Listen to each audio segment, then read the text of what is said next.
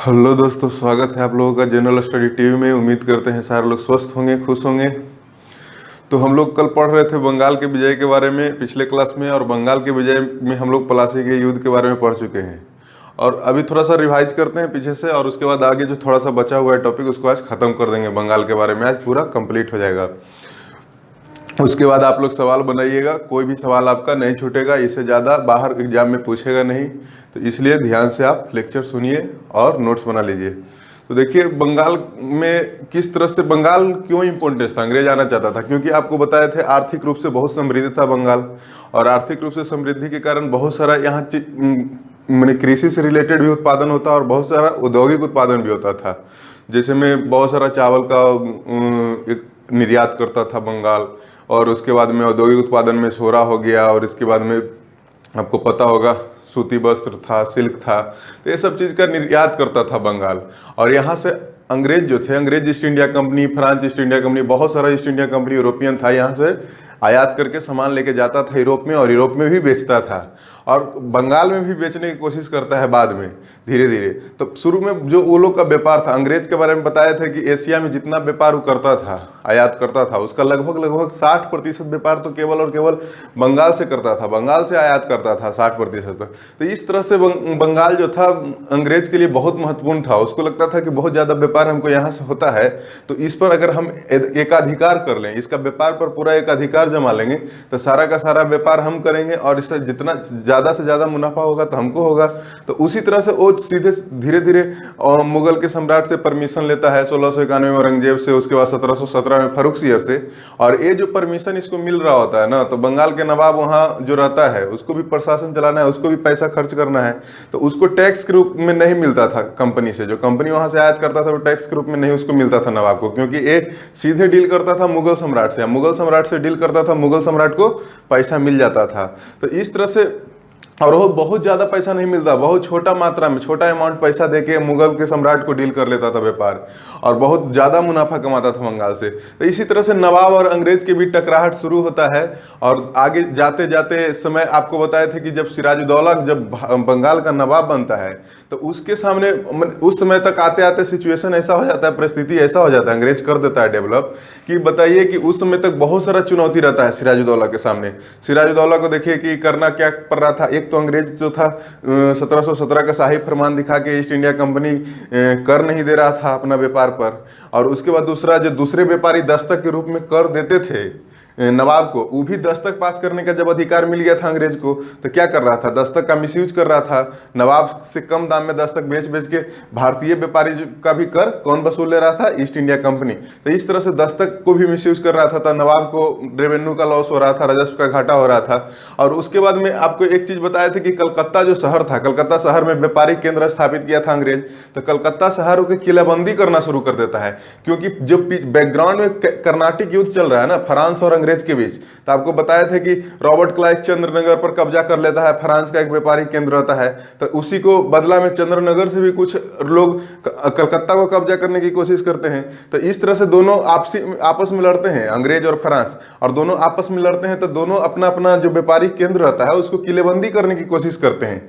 तो उसमें फ्रांस चंद्रनगर को किलाबंदी करना शुरू करता है, और उसके बाद में अंग्रेज जो है कलकत्ता को किलाबंदी करना शुरू करता है।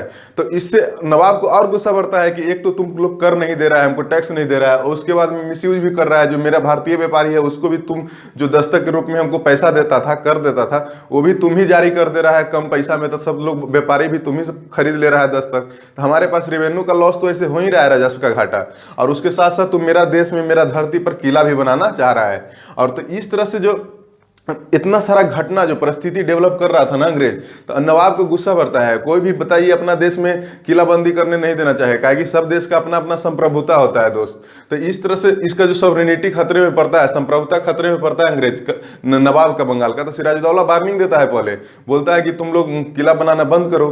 तो फ्रांस तो मान जाता है, लेकिन अंग्रेज बोलता है नहीं हम मानेंगे, जो तुमको करना है जो कर लो, लेकिन हम नहीं मानेंगे, हम किला बनाएंगे। तो नवाब को गुस्सा प्लस में, और इतना ही नहीं बोलता है कि हम किला बनाएंगे, और प्लस में नवाब को बोलता है कि जो तुम्हारा अगर कोई जहाज कलकत्ता में आया ना, कलकत्ता में अगर कलकत्ता मेरा जो व्यापारिक केंद्र है वहां से पास होगा तुम्हारा जहाज, तो हम तुम्हारा जहाज पर भी टैक्स लगाएंगे। बताइए कि कंपनी को नवाब को टैक्स देना चाहिए, तो उल्टा हो रहा है क्या? अंग्रेज क्या बोल रहा है नवाब को कि तुम ही से हम टैक्स लेंगे अगर कलकत्ता के होके तुम्हारा सामान जाएगा तो, क्योंकि कलकत्ता मेरा व्यापारिक केंद्र है। समझ रहे हैं ना? सोच रहा है कि मेरा बाप का माल है, यहाँ आएगा तो तुमसे भी हम टैक्स लेंगे। तो नवाब को और गुस्सा आ जाता है। तो आपको बताया था कि 1756 ईस्वी में काल कोठरी का घटना याद होगा।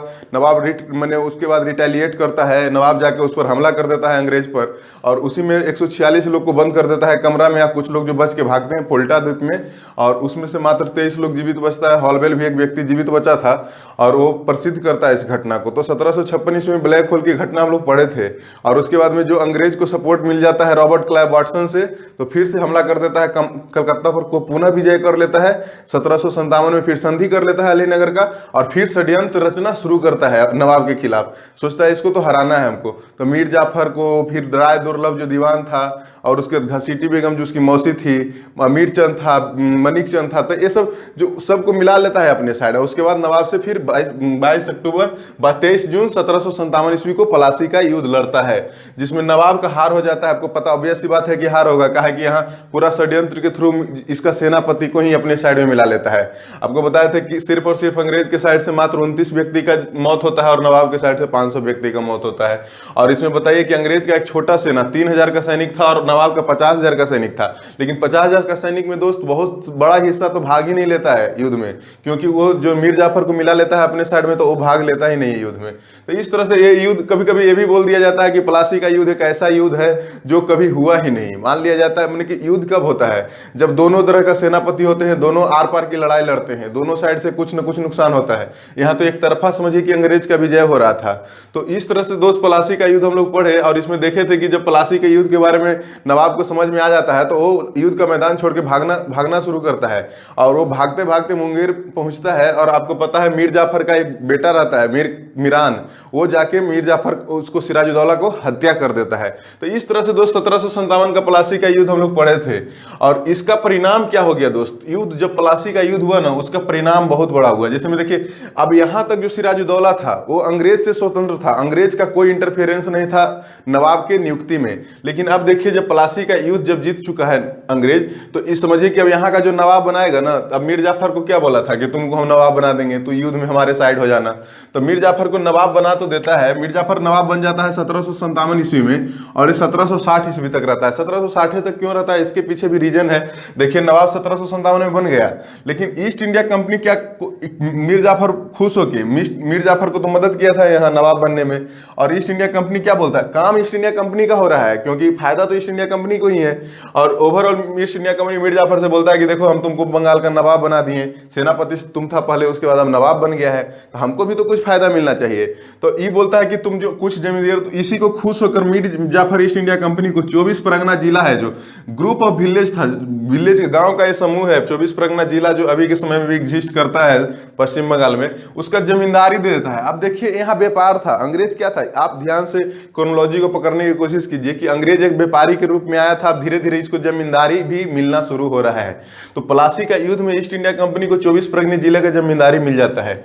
और जमींदारी का मतलब होता है दोस्त कि आपको जमीन का बहुत बड़ा टुकड़ा मिल गया है, और उस पर से आप टैक्स वसूलने के लिए स्वतंत्र हैं। माने आप टैक्स वसूल सकते हैं किसान से, किसान को शोषण भी कर सकते हैं। तो इस तरह का चीज समझिए कि यहाँ के भारतीय राजा को मिलता था और भारतीय सूबेदार को मिलता था, और वो अब अंग्रेज को भी मिल रहा है। तो इस तरह से ध्यान दीजिएगा, क्रोनोलॉजी पकड़िएगा। और उसके बाद भी लगभग 2 करोड़ रुपया युद्ध के रूप में, क्षतिपूर्ति के रूप में मीर जाफर अंग्रेज को देता है। मैंने 2 करोड़ रुपया का क्षतिपूर्ति देता है। किसको? ईस्ट इंडिया कंपनी को देता है। कौन देता है? मीर जाफर देता है। तो बताइए कि एक तो पहले से राजस्व घाटा चला आ रहा था। मैंने बंगाल में आपको बताया कि एक तो कंपनी कर नहीं दे रहा था, और भारतीय व्यापारी को कर देने नहीं दे रहा था, दस्तक के थ्रू दे रहा था, जो दस्तक मिसयूज कर रहा था। तो इस तरह से पहले से तो घाटा हो ही रहा था बंगाल का। और बताइए, इतना सारा मैंने जमींदारी का भी अधिकार दे दिया, 2 करोड़ रुपया भी दे दिया, तो क्या होगा? मीर जाफर को क्या रहेगा? झोली में पैसा ही नहीं रहेगा। अपना जो सरकार चलाने के लिए पैसा का तो और कमी हो जाएगा। तो मीर जाफर समझ, और उसके बाद और भी डिमांड होता है। ये 2 करोड़ के बाद डिमांड अंग्रेज का बंद नहीं हो जाता है। अंग्रेज और मांग करता है, बोलता है और पैसा लाओ, ये करो, वो करो। तो उसको क्योंकि लूटना है, उसको पैसा फायदे से मतलब है, बंगाल के प्रशासन से थोड़ा मतलब है उसको, अंग्रेज को। तो इस तरह से मीर जाफर ये बात समझ जाता है कि हमको से प्रशासन चलाना संभव है नहीं, और मीर जाफर समझिए कि और उसी के एक दामाद रहता है मीर कासिम, और मीर कासिम ये सब सिचुएशन देख रहा था दोस्त। ये सब जो अंग्रेज और मीर जाफर मिलके जो सारा काम कर रहा है यहाँ बंगाल में, वो सब मीर कासिम ये सब चीज़ को ध्यान से देखते रहता है। और मीर कासिम अब अंग्रेज भी ढूंढता है, अंग्रेज सोचता है कि मीर जाफर तो अब आगे पैसा देने के लिए तैयार है नहीं, आगे उससे संभव है नहीं कि वो आगे रह पाएगा। तो अंग्रेज सोचेगा कि हम ही तो इसको नवाब बनाए, हम किसी और को थ्रू इसको हटा देते हैं। तो अंग्रेज को ऑप्शन नजर आता है मीर कासिम, मीर कासिम नजर आता है, और मीर कासिम को 1760 ईस्वी में नवाब बना देता है। समझ गए ना 1760 ईस्वी में क्यों हटा दिया? क्योंकि ये संभव मीर जाफर से जो मांग सोच रहा था, अंग्रेज जितना सपना सोचा था कि हम इससे बहुत ज्यादा चूसेंगे, इसको बहुत ज्यादा पैसा लेंगे, तो अरे भाई उसके पास पैसा रहेगा तब तो देगा तुमको पास, तुमको जितना संभव था 24 परगने जिला का जमींदारी दे ही दिया, 2 करोड़ रुपया भी दे दिया, उसका अपने राजस्व प्रशासन चलाने के लिए घाटा हो रहा है उसको, तो कहां से तुमको पैसा देगा? तो मीर जाफर 1760 ईस्वी में नवाब के पद से हट जाता है, और उसके बाद मीर कासिम को नवाब बना दिया जाता है 1760 से 1763 ईस्वी तक। और मीर कासिम जो है ना दोस्त, मीर कासिम थोड़ा सा अलग टाइप का नेता, ये सोच रहा था, ये दिमाग में अलग प्लान लेके चल रहा था। सोचा था कि तुम हमको बना दो नवाब, बनाओ तो पहले, उसके बाद हम तुमको बताते हैं क्या करना है। अब मीर कासिम तो नवाब बन जाता है अंग्रेज को लोभ देके कि हाँ हम आपका सब डिमांड फुलफिल करेंगे, आप जो कहिएगा जे करेंगे। अब मीर कासिम नवाब बन जाता है, तब पहले आपको पता होगा कि उस समय बंगाल का राजधानी मुर्शिदाबाद हुआ करता था। तो सबसे पहले क्या करता है, इसको धीरे धीरे इसको समझ में आ जाता है मुर्शिदाबाद में रह के कि यहाँ तो प्रशासन चलाने में दिक्कत होता है, कहा कि अंग्रेज बगल में ही कलकत्ता में उसका व्यापारिक फैक्ट्री है, केंद्र है, व्यापारिक केंद्र है, जब मन होता है उसको जब चलाता है मेरा राजधानी में, और हमको मैंने फोर्स करता है, बोलता है ये करो वो करो, ये पैसा लाओ वो पैसा लाओ। तो मीर कासिम सबसे 1762 ईस्वी में एक काम करता है, वो बोलता है कि सब कोई भी हम डिसीजन लेंगे ना तुम्हारे खिलाफ, तो पहले तुमसे दूर बनाते हैं, अपना जो प्रशासनिक व्यवस्था है उसको दूर कर लेते हैं।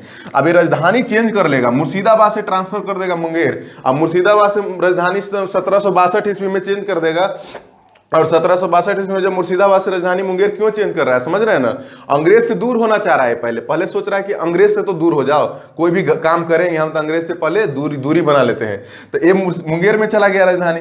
अब इसके बाद में यहाँ जाके देखिए क्या क्या काम करेगा मीर कासिम, जो अपना दिमाग में पहले से सपना सोचा था कि अंग्रेज के खिलाफ ये सब हम करेंगे, वही काम करेगा मीर कासिम, जो अंग्रेज को अच्छा नहीं लगेगा।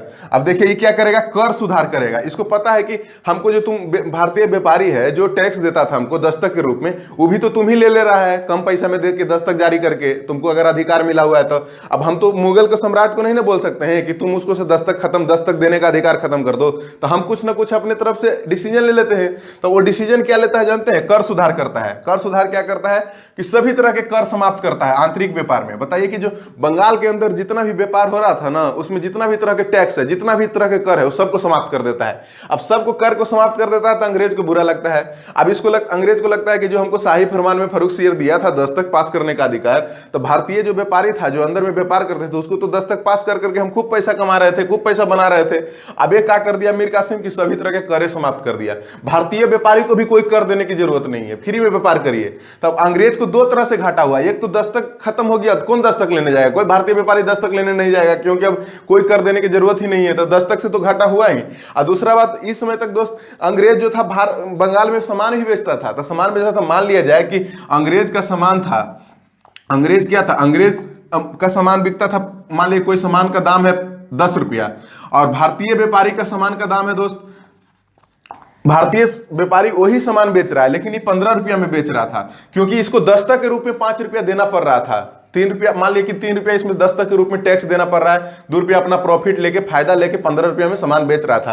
तो आपको ऑब्वियस सी बात है, समझ में आएगा कि बंगाल के लोग कौन सामान खरीदेंगे, 10 रुपया वाला सामान खरीदते थे। और उसके बाद जब देखिए आंतरिक व्यापार में जब कर को समाप्त कर दिया गया, तो भारतीय व्यापारी को भी टैक्स देने की कोई जरूरत नहीं था। अब भारतीय व्यापारी को भी टैक्स दस्तक देने की कोई जरूरत नहीं था, तो ये भी सामान कितना में बेचेगा? अब ये भी 10 रुपया में बेचेगा, इतने में ही फायदा कमा लेगा। तब अंग्रेज का सामान कौन खरीदेगा? अब अंग्रेज का सामान का दाम भारतीय वस्तु के सामान के दाम के बराबर हो गया है, तो भारतीय व्यापारी का सामान भी बिकने लगा था। अंग्रेज को दो तरह से मार पड़ा। समझिए कि एक काम किया मीर कासिम, कर सुधार, और वो कर सुधार क्या किया कि सभी तरह आंतरिक कर को समाप्त कर दिया। ये कारण से समझिए कि उसको दस्तक से जो लॉस हुआ, और उसके बाद जो भारतीय व्यापारी का सामान भी बिकना शुरू हो गया बंगाल में। तो इस तरह से दो तरह से दोस्त अंग्रेज को घाटा लगता है, और अंग्रेज को दिमाग खराब हो जाता है मीर कासिम के नीति से, और ये पहले दूर हो जाता है मुर्शिदाबाद से। उसके बाद ये सब डिसीजन लेता है, और उसके बाद देखिए अब ये क्या करता है मीर कासिम कासिम को समझ में आ जाता है कि जितना भी प्लासी के युद्ध में जो ये सब मीर जाफर जैसा सेनापति था धोखा मैंने दिया है ये सब, और ये क्यों हरा दे रहा है अंग्रेज, तो इस पहले सेना को गठन करना शुरू करता है और सेना को यूरोपीय पद्धति पर गठन करने का ये निश्चय लेता है। सोचता है कि हम अपना जो सैनिक है ना बंगाल का, उसको यूरोपियन ट्रेनिंग देंगे, मैंने मॉडर्न तरीका से, आधुनिकता तरीका से उसको ट्रेनिंग देंगे और तब हम अंग्रेज से लड़ सकते हैं अच्छे से। तो इस तरह से ट्रेनिंग देने की सोचता है। अब अंग्रेज सब बैठे बैठे देख रहा है, दूर हो गया, एक तो राजधानी मुर्शिदाबाद में आ गया है और कलकत्ता से अंग्रेज भी देख रहा है कि क्या कर रहा है मीर कासिम भाई। और उसके बाद में एक घटना और हो जाता है, समझिए कि पटना कांड के नाम से 1763 ईस्वी में एलिस नाम का एक अंग्रेज सेनापति रहता है जो पटना कांड 1763 ईस्वी में मारा जाता है। और जब बताइए इतना सारा घटना इसके सब, अब ये कारण क्यों बन जाता है, क्योंकि अब मान लिया जाए कि आप पूरा बंगाल के नवाब हैं, आप बंगाल के नवाब है, पटना भी तो बंगाल के अंदर ही आता था।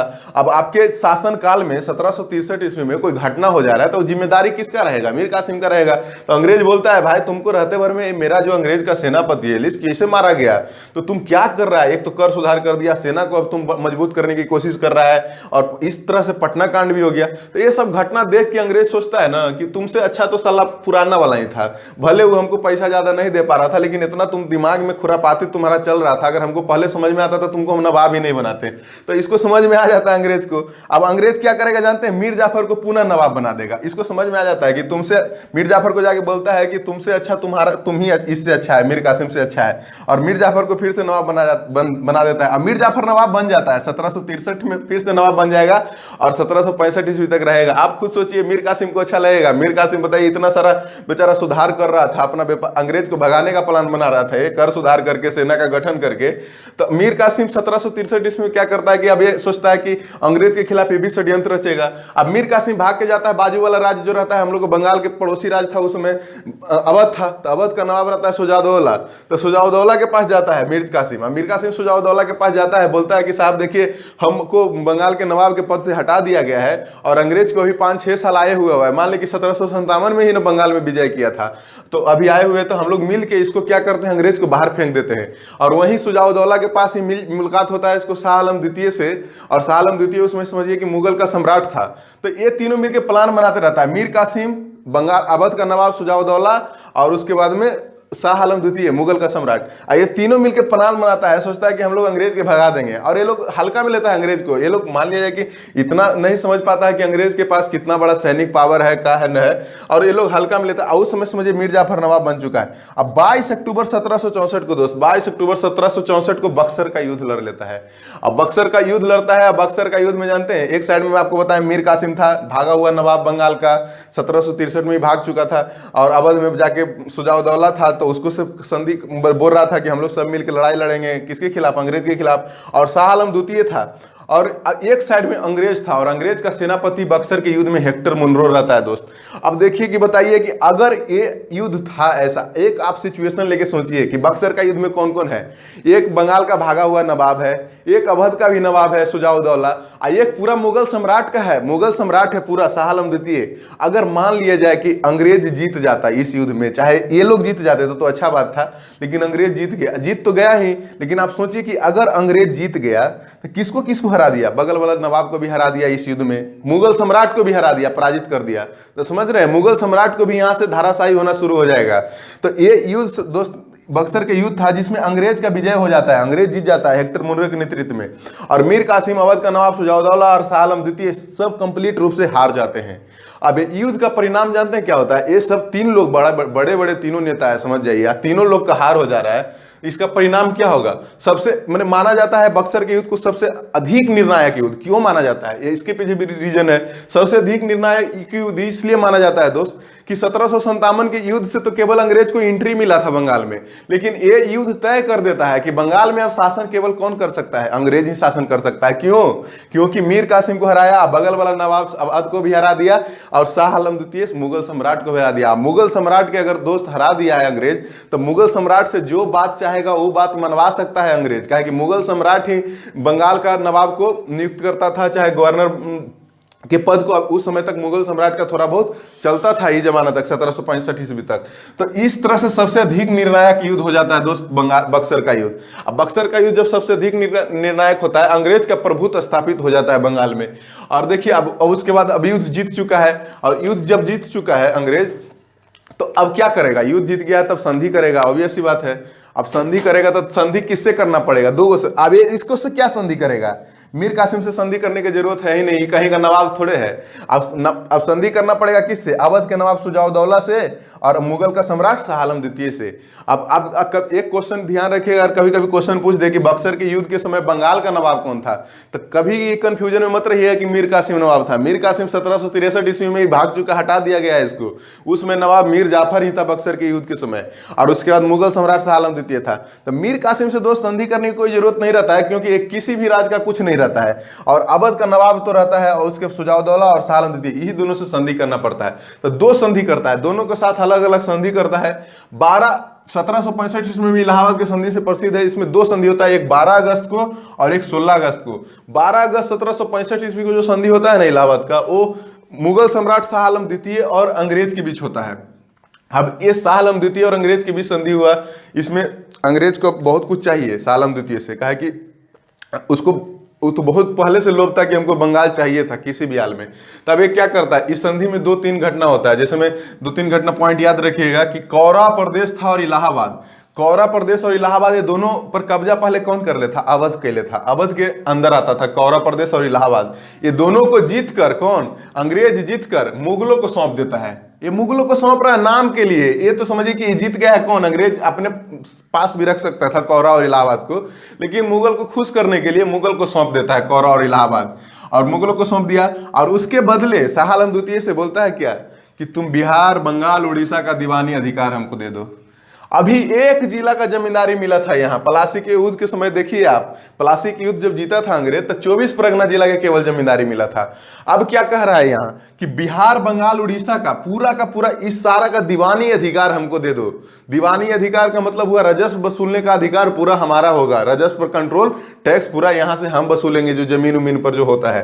तो इस तरह से ईस्ट इंडिया कंपनी को तो मिल गया, और इसके बदले कंपनी 26 लाख सालाना देता था किसको, मुगल के सम्राट को। बोला कि 26 लाख रुपया हम आपको साल में भेजते रहेंगे और पूरा यहाँ का दीवानी अधिकार हमको दे दीजिए। जिस तरह से आप नवाब को ये सब अधिकार दिए हुए हैं, नवाब भी आपको पैसा भेजता है मुगल सम्राट को, तो वो पैसा 26 लाख हम ही आपको भेजेंगे, और ये सब का दीवानी अधिकार हमें दे दीजिए। तो ये मिल जाता है दोस्त इलाहाबाद के संधि में, जो शाह आलम द्वितीय और अंग्रेज के बीच होता है। और 16 अगस्त 1765 ईस्वी को इलाहाबाद की संधि हो जाता है किसके बीच, अवध के नवाब और अंग्रेज के बीच। अवध का नवाब भी एंट्री मारा था 1764 का बक्सर के युद्ध में। अब सुजाउदौला को बोलता है अंग्रेज, बोलता है कि भाई तुम तो बेकार में आ गया था ये युद्ध में लड़ने, तुम तो सोचा कि हम बहुत ज्यादा तेज बन रहे हैं, जाते हैं मीर कासिम को सपोर्ट कर देते हैं, तो इसके लिए देखो कि हमको बहुत सारा नुकसान हुआ है, जान माल का हानि हुआ है। तो अंग्रेज बोलता है सुजाउदौला के, तो इसके लिए तुमको 50 लाख रुपया देना पड़ेगा। अब इसके पास कोई ऑप्शन है सुजाउदौला का, अगर 50 लाख रुपया नहीं देगा तो अंग्रेज बिहान होकर हमला कर देगा अवध पर भी। तो सुजाउदौला सोचता है कि चलो बात मान लेते हैं, तुम्हारा डर उसको भी रहता है कि हम अपना राज भी बचाना है, तो क्षतिपूर्ति के रूप में कंपनी को, अंग्रेज को 50 लाख रुपया दे देता है सुजाउदौला। बोलता है चलो ठीक है। और उसके बाद बोलता है क्या, अंग्रेज बोलता है कि तुम जो ये तेज बन रहा था ना, या तुम्हारे पास सैनिक है तब ना तू इधर उधर फुर उड़ रहा है, कोई व्यक्ति जा रहा है तुमको पास सपोर्ट मांगने, तो तू अपना सेना लेके आ जा रहा है युद्ध करने के लिए। अब तुमको सैनिक उनिक रखने की कोई ज्यादा जरूरत नहीं है, और इन जो सैनिक तुम रखता है तो इसीलिए तुम ज्यादा युद्ध करने के लिए उतावला होते रहता है। तो क्या करता है कोची, 1765 ईस्वी में सहायक संधि थोप देता है, इनिशियल फॉर्म, इसका लिखा है इनिशियल फॉर्म, इसके पीछे रीजन है। कंप्लीट रूप से सहायक संधि जो है ना, उसका फाइनल शेप कौन देगा, बेलेजली जब भारत का गवर्नर जनरल बन के आएगा, बंगाल का गवर्नर जनरल बन के आएगा, तो वो अंतिम स्वरूप देगा दोस्त सहायक संधि का। तो इनिशियल रूप समझिए कि सहायक संधि का शुरुआत हो चुका है। इसीलिए आपको बोले थे कि बेलेजली कोई ऐसा नहीं था कि वो सहायक संधि का आविष्कारक था। सहायक संधि का मतलब होता था कि आपको हम अपना सेना किराए पर दे रहे हैं कोई भी राज्य को, तो वो डुप्ले के समय में भी हम लोग देखे थे, और यहाँ भी सहायक संधि यही था। अंग्रेज बोलता है अवध के नवाब को कि आप साहब सैनिक उनिक रखना बंद करिए, आप सैनिक रखते हैं तो किसी न किसी को सपोर्ट करने चले जाते हैं, युद्ध करने चले जाते हैं, जैसे बक्सर के युद्ध में आप आ गए थे, तो इसलिए आप सैनिक मत रखिए। इसका इनिशियल फॉर्म इसके ऊपर थोप दिया जाता है सुजाउदौला पर, और बोलता है कि एक ब्रिटिश रेजिडेंट, माने कि मेरा एक व्यक्ति रहेगा, आपका जो लखनऊ में जो आप अवध का है वहां शासन करते हैं, वहां पे मेरा एक व्यक्ति रहेगा जिसको ब्रिटिश रेजिडेंट के रूप से जाना जाता था, और वो आपके इंटरनल मैटर में नहीं इंटरफेयर करेगा, लेकिन आपको देखेगा कि आप सैनिक उनिक तो नहीं बना रहे हैं, कुछ ऐसा प्लान तो नहीं अंग्रेज के खिलाफ कर रहे हैं। तो वो सब के लिए एक समझिए कि एक सुजाउदौला अंग्रेज के पक्ष में संधि, कोई भी संधि होगा तो जो जीता है उसी के पक्ष में होगा। तो सुजाउदौला सब बात बात ध्यान से मानते जाता है, सोचता है मान लो, अभी नहीं मानेगा तो अंग्रेज पावरफुल है, अभी एक तो 1757 सबको हराया ही था, बक्सर के युद्ध में हमको भी हरा दिया है, अब फिर हो सकता है कि मेरा सैनिक तो ऐसू 1764 ईस्वी में हारा हुआ है, अगर इसका अंग्रेज का बात नहीं मानेंगे तो फिर से हमला कर देगा अवध पर, अवध को भी कब्जा कर सकता है अंग्रेज, तो ये सब मान लेता है बात। और देखिए जब इतना सारा चीज हो गया, और आप ध्यान से देखिए दोस्त कि कौरा और इलाहाबाद का क्षेत्र तक समझिए कि मुगल को तो सौंप दिया था वो नाम का, लेकिन इस सब पर अधिकार यहां तक किसका हो गया था, अंग्रेज का हो गया था। यही सब रीजन बनेगा ना कि 1803 ईस्वी में आते आते समझिए जब दिल्ली पर भी कब्जा करना आसान हो जाएगा अंग्रेज को। आपको बताया कि 1803 ईस्वी में इलाहाबाद के रास्ते दिल्ली भी जाके 1803 ईस्वी में शाह आलम द्वितीय ही मुगल सम्राट रहता है, और मुगल सम्राट क्या बन जाता है, पेंशनर बन जाता है, इसका किसका, कंपनी का, और उसका कब्जा 1803 ईस्वी में हो जाता है दिल्ली पर अंग्रेज का। तो इस तरह से आगे कहानी हम लोग पढ़े। और उसके बाद देखिए जब बंगाल इसको मिल गया ना, बंगाल में देखिए इलाहाबाद का संधि था और शाह आलम द्वितीय से बंगाल, बिहार, बंगाल, उड़ीसा का दीवानी अधिकार मिल गया, तो अब यहाँ पर शासन चलाएगा ना, अलग तरीके से शासन चलाने की कोशिश करेगा। और इसी को रॉबर्ट क्लाइव जो उसमें गवर्नर था, बंगाल का गवर्नर था, वो द्वैध शासन शुरुआत कर देता है, द्वैध शासन बंगाल में शुरू कर देता है। और ये द्वैध शासन 1765 ईस्वी में चालू होता है, और 1772 ईस्वी में जब वारेन हेस्टिंग्स गवर्नर बन के आएगा बंगाल के गवर्नर जनरल, तो वो खत्म करेगा, काहे कि इसमें बहुत सारा कुरीति था द्वैध शासन में। और द्वैध शासन के बारे में थोड़ा सा जान लेते हैं कि द्वैध शासन क्या था। द्वैध शासन क्योंकि बंगाल, बिहार, उड़ीसा उसको मिल गया है, तो वहां इसको शासन चलाना है, तो वो शासन अब अलग तरीका से, अंग्रेज अपने तरीका से चलाएगा। अब ये क्या किया द्वैध शासन में, एक तरह तो नवाब था ही, जो नवाब जिसमें बंगाल के नवाब आ रहे थे, नवाब को दीवान भी बोल सकते हैं, सूबेदार भी बोल सकते हैं, तो ये आ रहे थे, उसका परंपरा जारी रखा। क्योंकि यहां देखिए मीर जाफर 1763 ईस्वी में राजा बना था, 1765 ईस्वी में मीर जाफर का मृत्यु हो जाता है, तो उसी का एक लड़का रहता है नजमुद्दौला, नजमुद्दौला को नवाब बना देता है, लेकिन ये नाम का नवाब रहता है, इसका कुछ चलता नहीं है, नाम का नवाब तो बना देता है रॉबर्ट क्लाइव इसको कि तुम बंगाल का नवाब बन जाओ, लेकिन एक उप नवाब का पद नियुक्त करता है, उप नवाब, उप दीवान, उप सूबेदार बोल सकते हो उसको। तो उप नवाब का पद नियुक्त करता है कौन, ईस्ट इंडिया कंपनी, यानी कि अंग्रेज नियुक्त करता है। इसको पर जो व्यक्ति बैठाएगा वो अंग्रेज के द्वारा बैठाया जाता है, और अंग्रेज के द्वारा बैठाया जाता है इसको। और इसमें क्या करता है, ये दो व्यक्ति को बैठाता है, और जब ये अंग्रेज को, एक समझिए कि नवाब हो गया मुख्य रूप से जो पहले से परंपरा चला रहा था बंगाल का, तो नवाब हो गया, और एक हो गया उप नवाब। और उप नवाब का नियुक्ति कौन करेगा, अंग्रेज करेगा। अब नवाब का काम क्या था जानते हैं, नवाब का प्रशासन चलाने का काम था, प्रशासन चलाइए, रोड बनाइए, सड़क बनाइए, सब चीज करिए आप, और बिजली दीजिए, पानी दीजिए, आज के समय में जो प्रशासन में होता है, सारा काम करने का ठेका दे दिया नवाब को। माने कि उत्तरदायित्व पूरा का पूरा उत्तरदायित्व था ना नवाब को दे दिया, और अधिकार कुछ नहीं दिया। और अधिकार किसको मिल गया, अधिकार ईस्ट इंडिया कंपनी को। देखिए कैसे मिल गया।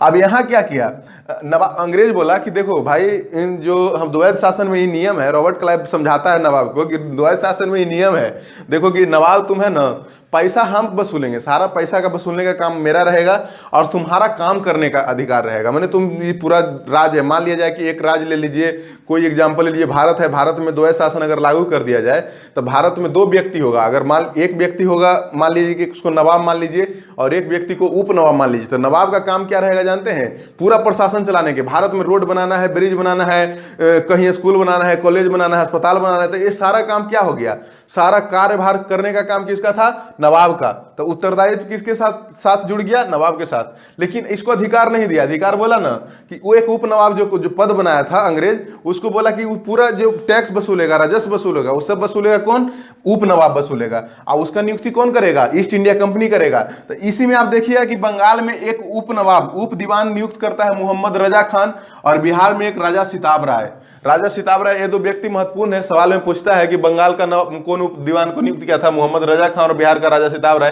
ये दोनों को नियुक्त करता है, ये दोनों के थ्रू राजस्व वसूलता है, और इसको कोई सारा अधिकार इसके पास है, लेकिन उत्तरदायित्व कुछ नहीं है, काम नहीं करेगा ये, और काम करेगा ये, बताइए कभी संभव है, आप खुद कॉमन सेंस लगाइए कि इसके पास कोई पैसा आ नहीं रहा है, लेकिन काम करने के लिए बोल रहा है इसको नवाब को। और उप नवाब को समझिए कि काम करने के लिए पैसा सब आ रहा है, लेकिन काम नहीं करना है इसको कुछ नहीं करना है, पैसा सब इसके पास आ रहा है, पैसा जब इसके पास आ रहा है, काम नहीं करना है। और इसके में देखिए समझिए कि इसका परिणाम क्या होगा जानते हैं? नवाब पर तो बड़ा परिणाम नहीं पड़ेगा, लेकिन जो बंगाल के लोग जो रहेंगे ना, बंगाल के लोग पर बहुत बड़ा परिणाम इसका पड़ेगा द्वैत शासन को। और ये द्वैत शासन का परिणाम समझिए कि यही परिणाम जाके 1770 ईस्वी में भयंकर अकाल जो बंगाल में भयंकर अकाल के रूप में एक निश्चित रूप से लेगा, और भयंकर अकाल आएगा बंगाल में, क्योंकि पूरा का पूरा चूसा जा रहा है। मान लीजिए कि कृषि में कुछ सुधार नहीं किया जा रहा है, लेकिन पैसा वसूला जा रहा है। तो इस तरह से मैंने बहुत बड़ा अकाल आता है, उसमें लगभग 1 करोड़ लोग की मृत्यु हो जाता है। 1 करोड़ लोग, जो बंगाल की जनसंख्या का उस समय 1/3 जनसंख्या था दोस्त। इस तरह से लोग इतना मर जाते हैं। और इसी जो राज था ना, द्वैत शासन, 1765 ईस्वी 1772, केएम पनिक्कर नाम का एक इतिहासकार था, इसी शासन को बोलता है कि ये डाकू राज स्थापित कर दिया था बंगाल में। अंग्रेज जो था डाकू राज स्थापित कर दिया था। अब बताइए, रॉबर्ट क्लाइव अंग्रेज के लिए क्या था? भगवान था। तो विलियम पिट एक इतिहासकार था, तो अंग्रेजी इतिहासकार था। वो अपने पक्ष में लिखता है कि बोलता है स्वर्ग से उत्पन्न सेना नायक है। रॉबर्ट क्लाइव को बोलता है एक स्वर्ग से उत्पन्न सेना नायक है। तो इस तरह का स्टेटमेंट दोनों का दो नीति है। इसका विचारधारा अंग्रेज का अलग है, भारतीय लोग तो अपना भारतीय लोग के हिसाब से सोचेंगे। तो ये द्वैत शासन का ही परिणाम होता है कि कोई सुधार होता नहीं है, कोई काम होता नहीं है, लेकिन खाली पैसा वसूला जाता है। और इसके परिणाम होता है कि भयंकर अकाल आता है और लगभग 1 करोड़ लोगों का मौत हो जाता है दोस्त। तो इस तरह से हम लोग बंगाल के बारे में पूरा कंप्लीट अध्ययन कर चुके हैं, और आप बंगाल के बारे में सवाल हल करने के लिए तैयार हैं। अगर आपको आधुनिक भारत में हम बहुत सारा लेक्चर अपलोड कर दिए हैं, ये 9वां लेक्चर है, इससे पहले 8 लेक्चर अपलोड कर दिए हैं। वो सब अगर आप लेक्चर देखते जा रहे हैं ना, तो आपको हम इतना बोल सकते हैं, बुक पढ़ने की आपको जरूरत ही नहीं है। केवल आप क्लास यहाँ पढ़िए, वीडियो देखिए और सवाल सोल्व करिए। सवाल सब सोल्व होगा, आपको प्रीलिम्स केवल नहीं, मेंस का भी बेस तैयार हो जाएगा यहाँ दोस्त। तो ठीक है दोस्त, आपको आज के लिए इतना ही। अगले क्लास में हम लोग मैसूर के बारे में बोलेंगे, पढ़ेंगे। तो आपको अगर पसंद आ रहा है तो चैनल को लाइक कीजिए, सब्सक्राइब कीजिए, शेयर कीजिए, और कमेंट बॉक्स में लिखिए अगर कुछ आपको दिक्कत होता है तो। ठीक है, थैंक